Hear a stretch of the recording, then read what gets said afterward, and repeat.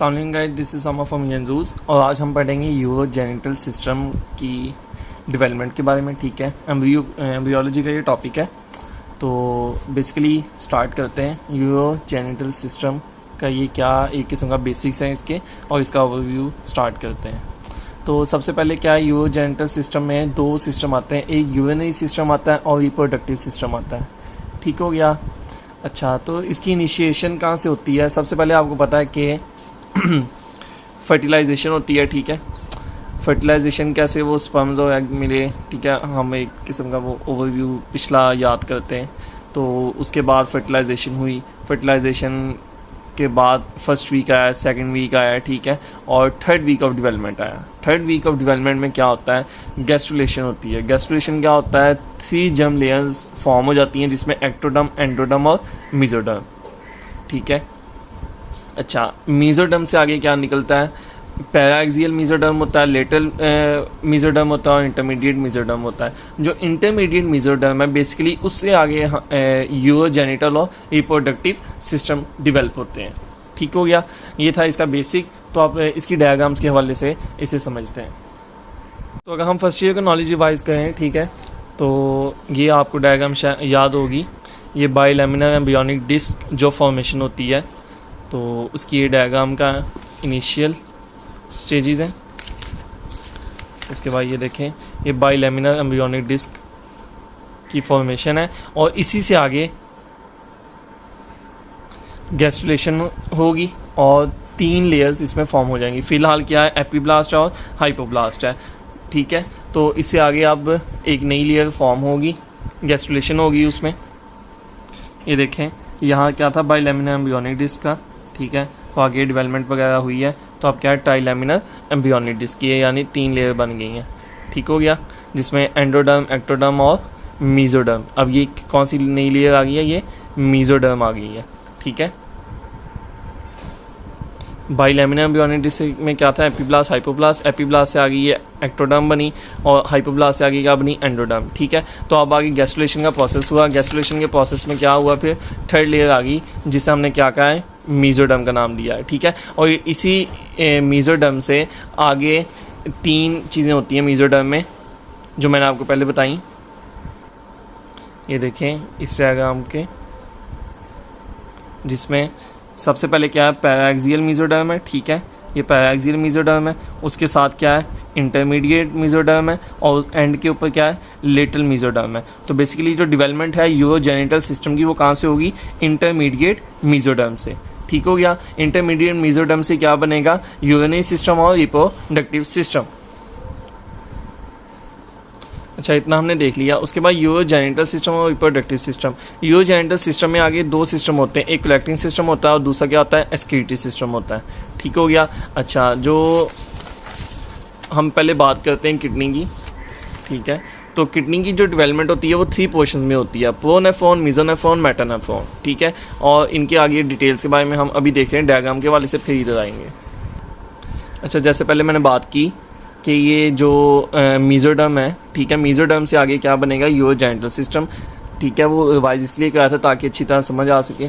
तो मेसोडर्म के क्या है, पैराक्सियल मेसोडर्म है, लेटरल मेसोडर्म है और ये कौन सी है, ये इंटरमीडिएट मेसोडर्म है। ठीक है, तो जो इंटरमीडिएट मेसोडर्म है इससे ही आगे वो यूरोजेनिटल सिस्टम की डेवलपमेंट होगी।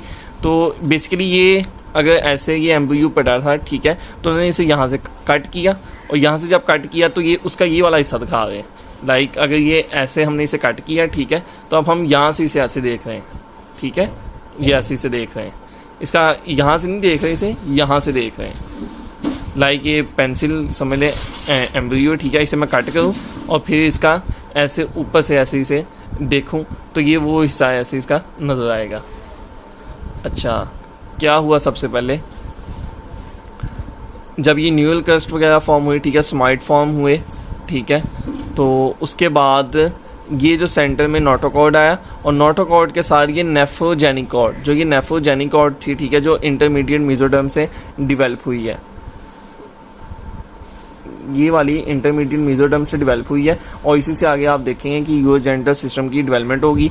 तो यहाँ भी देखें, इसे इसका हमने ऐसे सेक्शन लिया, प्लेन सेक्शन लिया है, लाइक ये एम्ब्रियो था, ठीक है, इसका प्लेन सेक्शन लेके ऊपर से हम जब इसे देखेंगे तो ये ऐसा नज़र आएगा, ठीक है। अच्छा, ये देखना, ये एम्ब्लिकल वेसिकल है, ये एम्ब्लिकल वेसिकल इधर है, ठीक है, तो ये इसका वो वाला सेक्शन है। अच्छा, उसके बाद फिर जैसे जैसे डेवलपमेंट होती गई तो आगे क्या हो गया, जो नेफ्रोजेनिक कॉर्ड थी, ठीक है, नेफ्रोजेनिक कॉर्ड, तो ये भी आहिस्ता आहिस्ता ज़्यादा डेवलप हुई, तो उसके नीचे यूरोजेनिटल रिज बन गई। इस हिस्से को क्या कहेंगे, यूरोजेनिटल रिज, और ये वाला क्या था, ये था नेफ्रोजेनिक कॉर्ड, ठीक हो गया। आगे देखते हैं, इस डायग्राम के अंदर देखें, ठीक है, ये इंटरमीडिएट मेसोडर्म है, ठीक है। इंटरमीडिएट मेसोडर्म से आगे क्या होगा कि ये जो इसके साइड पे ये डॉर्सल ऑर्टा पड़ी थी, ठीक है, वो डॉर्सल ऑर्टा इसके साथ अपना कनेक्शन बनाने की कोशिश करेगी। ये देखें, इंटरमीडिएट मेसोडर्म से क्या बना, नेफ्रोटॉम बना, और जब इसकी अगली स्टेज हम देखेंगे तो ये देखें कि डॉर्सल ऑर्टा ने फिर उसके साथ कनेक्शन बना लिया है और ये ग्लोमेरुलाई के साथ वो नेटवर्क बन गया है। ये एंडिंग स्टेज की तरफ एक किस्म अगर आप देखें तो यहाँ स्टार्टिंग में ही और आहिस्ता आहिस्ता जो डेवलपमेंट हो रही है उसके बारे में बात की है। तो बेसिकली जब इनिशियल होता था, मैं वो किडनी के बारे में बताया कि किडनी की 3 पोर्शंस के अंदर डेवलपमेंट है, ठीक है। पहली कौन सी है, प्रोनेफ्रोज, दूसरी मीजोनेफ्रोज और थर्ड है मेटानेफ्रोज, ठीक है। तो ये जो आप देख रहे हैं ये तो है ना डाइजेस्टिव सिस्टम का डेवलपमेंट, इसे अब आपने नहीं, इसे अभी नहीं देखना, इसे देखें आप। ये चीज़, ये इंटरमीडिएट मेसोडर्म से क्या बनी थी, नेफ्रोजेनिक कॉर्ड। ये सारी क्या है, नेफ्रोजेनिक कॉर्ड। अभी इसे आप सिर्फ एक ही कलर का समझें, इसे आपने भी रेड और ब्लू नहीं समझना, ये क्या है, सारी नेफ्रोजेनिक कॉर्ड है, ठीक है। उसके बाद क्या हुआ, ऊपर इसके ना कुछ स्ट्रक्चर डेवलप होना शुरू हो गए नेफ्रोजेनिक कॉर्ड के, जो सर्वाइकल रीजन, सर्वाइकल मतलब ये हेड रीजन है ना, ठीक है। तो ये नेक के आसपास आप देखें कि यहाँ क्या हुआ, कुछ स्ट्रक्चर डेवलप हुए, ठीक है, 4th वीक के स्टार्टिंग में। At the beginning of 4th week the pronephros is represented by 7 to 10, 1 2 3 4 5 6 7 7 to 10 solid cell groups in the cervical region, ठीक है। These groups form vestigial excretory units, नेफ्रोटॉम्स।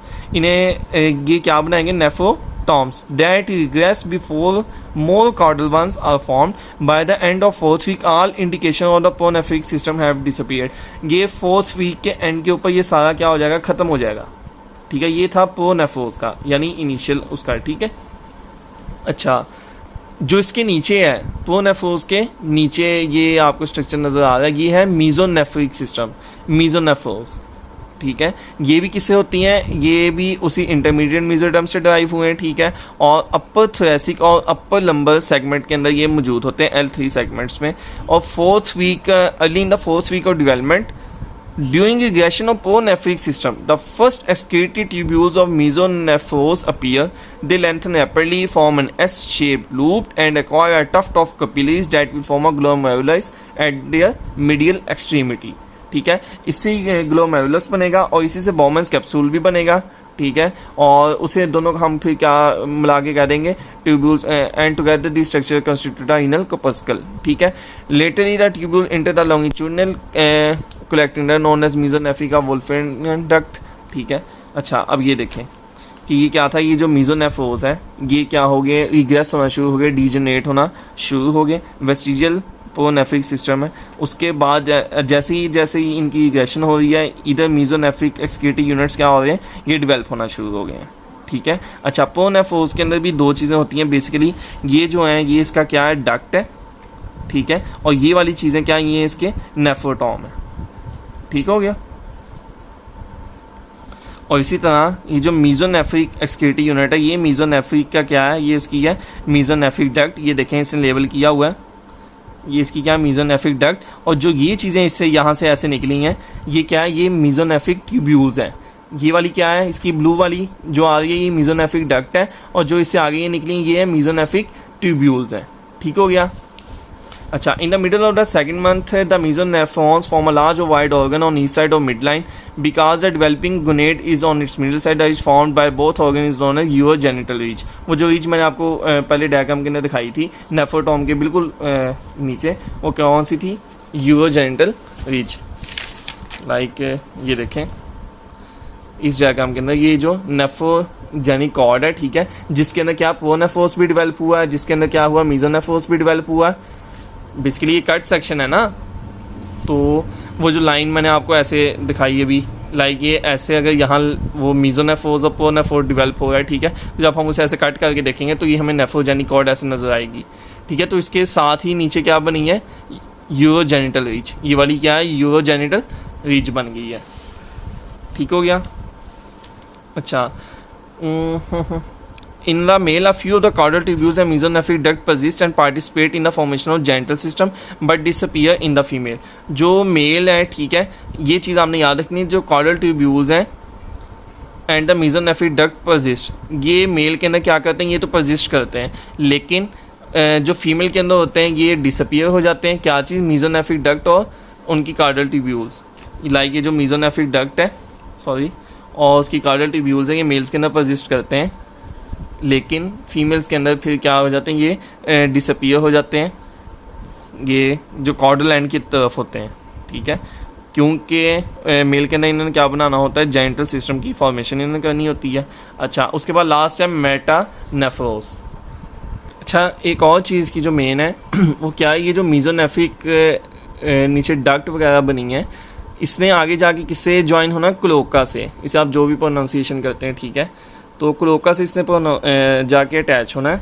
ये देखिए यहाँ इसने अच्छी तरह एक किस्म का बता दिया कि ये नेफ्रोजेनिक कॉर्ड है ये दोनों, ठीक है। उसके अंदर क्या था, ऊपर प्रोनेफ्रोस बना, ठीक है, और उसके नीचे क्या बना, मीज़ोनेफ्रिक ट्यूब्यूल्स बनी, ये ट्यूब्यूल्स हैं, और ये इसके साथ वाली ये क्या है, डक्ट है, ये ट्यूब्यूल्स है मीज़ोनेफ्रिक, और ये साथ वाली क्या है, ये डक्ट है, ठीक है। वो आगे जाके डक्ट किससे अटैच है, क्लोका से, ठीक है।